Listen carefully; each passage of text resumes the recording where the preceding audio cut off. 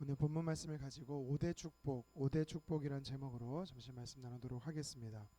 방금 우리가 읽은 이 잠언 3장 1절에 10절 3절 1절부터 10절 말씀은 솔로몬의 15개의 잠언 중에 네 번째에 해당하는 말씀입니다.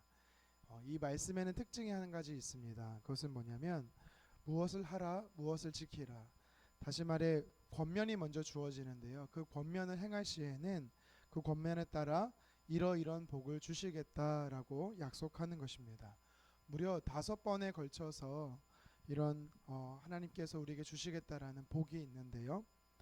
영적인 자녀된 우리가 하나님의 말씀을 따라 살면 그 말씀에 따르는 복으로 인도해 주시겠다라는 것입니다. 자, 그렇다면 하나님께서 약속하시는 복이 무엇이고 어떻게 이 복을 우리가 누릴 수 있는지를 먼저 살펴보도록 하겠습니다. 첫 번째 주시는 오늘 말씀이 우리에게 주는 복은 장수의 복을 허락하신다라는 것입니다. 장수의 복을 허락하신다. 우리 본문 2절 말씀을 한 번 더 같이 읽겠습니다. 그리하면 그것이 내가 장수하여 많은 해를 누리게 하며 평강을 더하게 하리라. 아멘. 여기서 말씀하시는 장수는요, 그냥 오래 사는 것을 이야기하는 것이 아닙니다. 평강을 더해 주신다라는 것이지요. 행복한 삶이 연속되어지는 장수다라고 이야기합니다. 오래 사는 데 있어서 괴롭고 고통스럽고 힘들면 여러분 누가 오래 살고 싶어 하겠습니까? 마지못해 살고 있다라면은 오래 사는 것이 그 사람에게 있어서는 복이 아닐 것입니다. 그런데 하나님께서는 저와 여러분들에게 장수하되 만족할 만한 삶으로서 장수를 허락해 주신다라고 말합니다. 어떻게 이런 복을 누릴 수가 있습니까? 1절에 말씀하시기를 내 아들아 나의 법을 잊어버리지 말고 내 마음으로 나의 명령을 지키라 라고 성경은 이야기하십니다.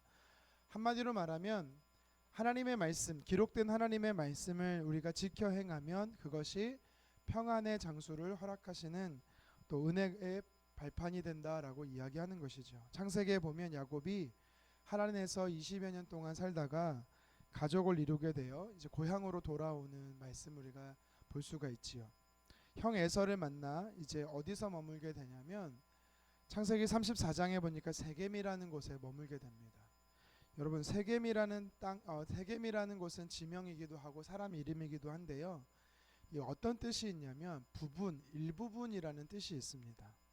이게 영적으로 어떤 의미가 있냐면 사실 야곱은 세겜의 땅에 머물러서는 안 됐습니다. 약속의 땅이었던 가나안에 들어가야 했던 것인데 베델에 갔었어야 했는데 세겜이라는 곳에 머뭅니다. 그러니까 야곱이 부분적인 순종했다라는 것을 우리가 알 수 있다라는 것이죠. 지금까지 야곱에게 있어서 하나님은 전부였고 또 하나님이 전부 예배받으시는 대상이었다라면 세겜의 땅에 우리가 물론 얼마 머문지는 알 수 없지만 세겜의 머물므로 인해서 야곱이 안타깝게도 그의 삶에 하나님의 우선순위에서 멀어졌다라는 것을 우리가 알 수 있습니다. 그런데 야곱은요 세겜에 머물면서 행복을 누리고자 했습니다. 그러나 그의 큰 착각이었죠. 어떤 일이 일어납니까? 그에게 있어서 가족에 참 어려운 일들이 많이 일어납니다. 가족 사이에 어려운 일들이 일어나요. 집안에 큰 회오리가 몰아쳤는데 딸 디나는 이 세겜 땅의 추장이었던 세겜에 의해서 강간을 당하죠. 동생이 더럽힘을 당하자 분을 참지 못한 시므온과 레위는요 또 어떤 일을 저지릅니까? 할례의 언약을 거짓으로 꾸미고 나서 그 땅의 남자들을 모두 살해합니다. 하루아침에 그 집안이 모두 쫓김을 당하는 일이 벌어집니다. 그래서 야곱이 뭐라고 고백하냐면 이로 인해 내게 화가 임했다라고 임합니다. 근심과 걱정이 임했다라는 것이죠.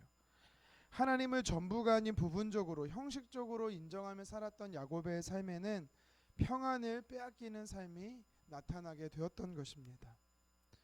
그때 하나님께서 야곱에게 이런 말씀을 하십니다. 찾아오셔서 창세기 35장에 보면 세겜을 떠나 베델로 가라. 베델은 야곱이 형 에서를 피해 하란으로 도망갔을 때 환상 중에 하나님 만났던 그 현장입니다.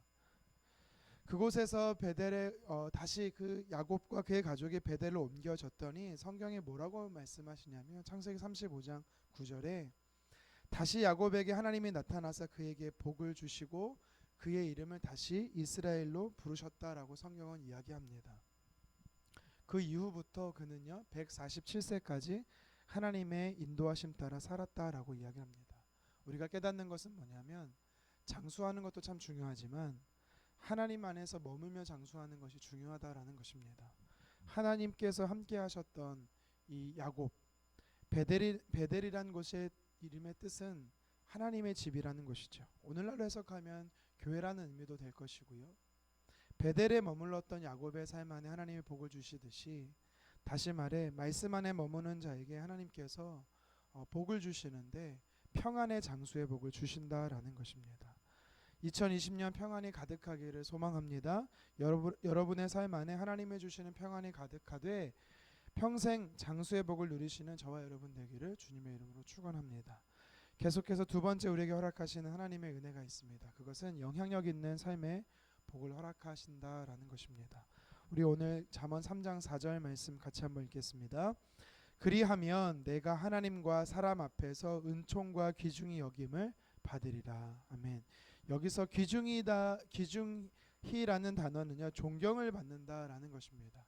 하나님께서 존귀하게 여기시고 또 사람들도 존귀하게 여긴다라는 복을 주시는 영향력 있는 삶을 살 수 있는 은혜를 주신다라는 것이죠. 그 전제 조건이 무엇입니까? 동일합니다. 3절에 말씀하시죠. 인자와 진리가 내게서 떠나지 말게 하고 그것을 내 목에 매며 내 마음 판에 새기라. 결국은 하나님 말씀 안에서 거한다라는 것입니다. 동일하게. 신명기 6장 6절에 보면은 내가 내게 명령하는 이 말씀은 내 마음판에 새기라라고 이야기하시죠. 손목에 메고 기호를 삼고 미간에 붙여 표를 삼으라, 그렇게 이야기를 합니다. 말씀을 보고 말씀을 기억하고 말씀 안에 살면 하나님께서 존귀하게 여기신다라는 것을 오늘 성경은 우리에게 약속한다라는 것이죠. 성경의 많은 인물의 특징은 성경에서 말하는 위대한 사람들은요, 한마디로 말하면 성경이 만든 사람입니다. 하나님의 말씀대로 살았던 사람들이 하나님께서 존귀케 하셨다라는 것이죠. 특별한 방법이 아닙니다. 말씀 안에 머무는 것입니다. 계속해서 오늘 본문이 우리에게 주시는 복은 갈 길을 인도하시는 복입니다. 세 번째로 우리에게 주시는 복이 바로 우리의 길을 인도하신다라는 것이죠. 이번에도 동일한 원칙이 5절과 6절에 나타나고 있습니다. 내 자신을 의지하지 말고 하나님을 의지하라라는 것입니다. 그렇다면 하나님이 우리의 삶을 끝까지 책임지고 인도해 주시겠다라는 것이죠. 지금은 방송이 중단된 것 같은데요. 제가 예전에 이 보이스 코리아 2를 한 3년 전에 2년 전에 재방송으로 본 적이 한번 있었습니다. 이 방송은 뭐냐면 누군가가 노래를 부르면 코치라고 말하는 사람들이 등을 돌리고 있습니다. 그런데 그 목소리를 들었을 때 너무 좋은 거예요. 그러면 버튼을 누르고 그 사람을 향해서 의자가 돌아가게 됩니다. 그런데 여러 사람이 그 목소리를 원해서 여러 코치들이 돌아가게 되면 노래를 불렀던 사람은 자신을 코치해 줄 수 있는 사람을 선택하는 그런 음악 방송이었습니다. 근데 제가 기억나는 멘트가 한 가지 있습니다. 뭐냐면 신승훈 씨가 이런 말을 합니다. 저는 1등을 만들어 본 사람입니다. 당신이 저를 뽑아주면 내가 당신을 1등으로 만들어 주겠습니다 라는 말이지요. 책임지고 잘 지도하고 잘 인도해 주겠다라는 이야기를 하는 것입니다. 여러분 삶의 진정한 인도와 지도를 할 수 있는 분이 누구십니까? 바로 하나님이십니다. 하나님은 오늘 말씀에 우리에게 뭐라고 약속하시냐면 너를 책임지고 인도하겠다라는 것입니다. 여러분, 그러면 우리가 누구를 선택해야겠습니까? 하나님을 선택해야 되는 것 아닙니까? 우리가 하나님을 선택한다라는 것은 오늘 말씀의 5절 말씀처럼 하나님을 의지하는 것입니다. 하나님의 말씀을 의지한다라는 것이지요. 영어 표현에 Thank you in advance라는 말이 있습니다. 이게 뭐냐면 미리 감사를 표현하는 것입니다. 저는 능력이 부족하지만 하나님께서 모든 것을 아시기에 모든 것을 가지고 계시는 하나님께 감사를 표하겠습니다. 여러분, 저와 여러분들이 이렇게 믿음으로 표할 때 하나님은 저와 여러분들의 삶을 신실하게 인도해 주실 것입니다. 돌봐주실 것입니다. 사사건건 우리 삶 안에 하나님께서 주관하시고 간섭해 주셔서 하나님은 우리의 갈 길을 밝히 보호해 주실 줄 믿으시기를 바랍니다. 계속해서 네 번째는 7절과 8절의 말씀인데요. 건강의 복을 허락해 주신다라고 말합니다. 우리 8절 말씀을 같이 한번 읽겠습니다. 이것이 내 몸에 양약이 되어 내 골수를 윤택하게 하리라. 아멘. 하나님의 말씀이 7절에 하나님의 말씀이 양약이 된다라는 것입니다.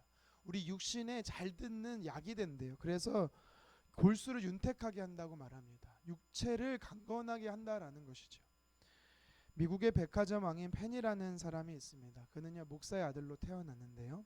사업을 하다가 실패를 여러 번 겪고 심지어 투신 자살까지 할 정도로 그는 참 어려운 위기 가운데 있었습니다. 급기야는 미시간주 배틀크릭에 있는 격리병원에 수용까지 되었습니다.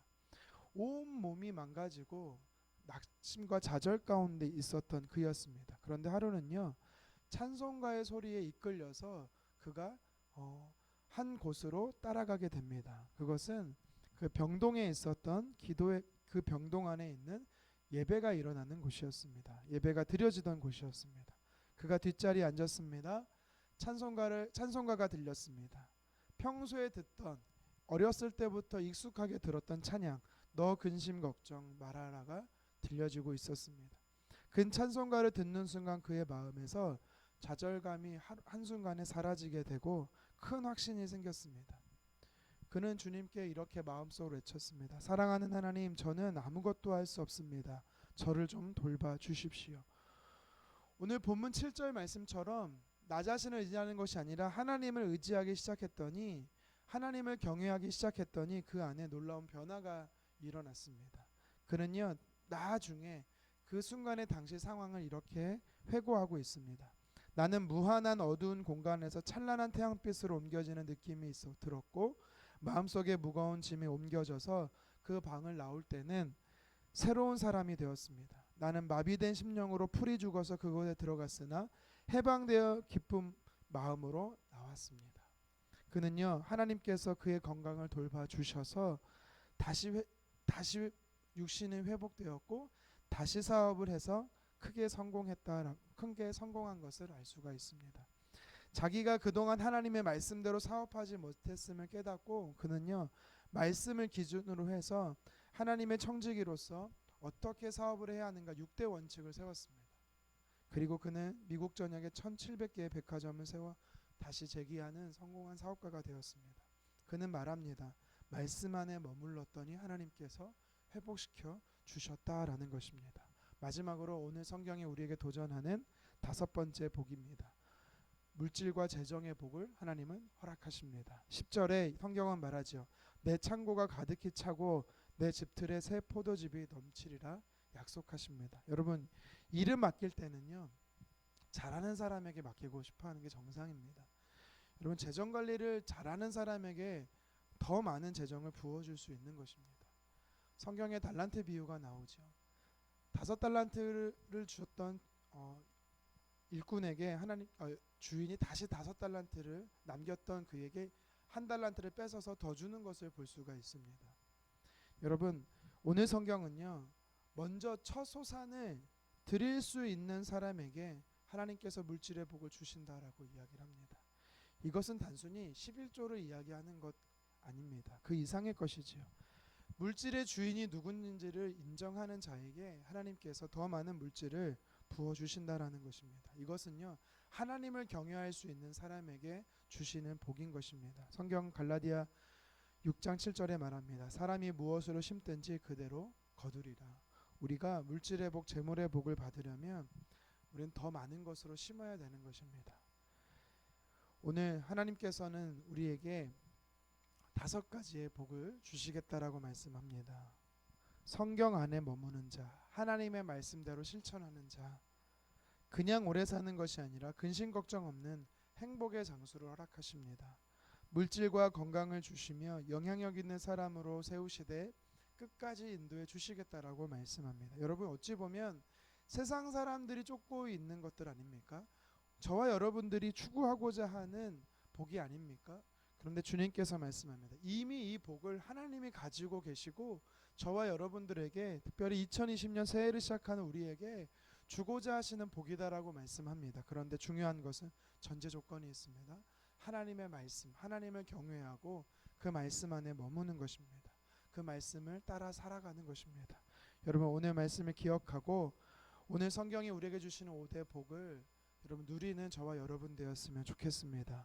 하나님께서 우리에게 복을 한 가지가 됐든 5가지가 되었든 모두가 되었든 다 받아 누리시되 전제 조건인 말씀 안에 머물기를 먼저 힘쓰는 저와 여러분 되기를 주님의 이름으로 축원합니다.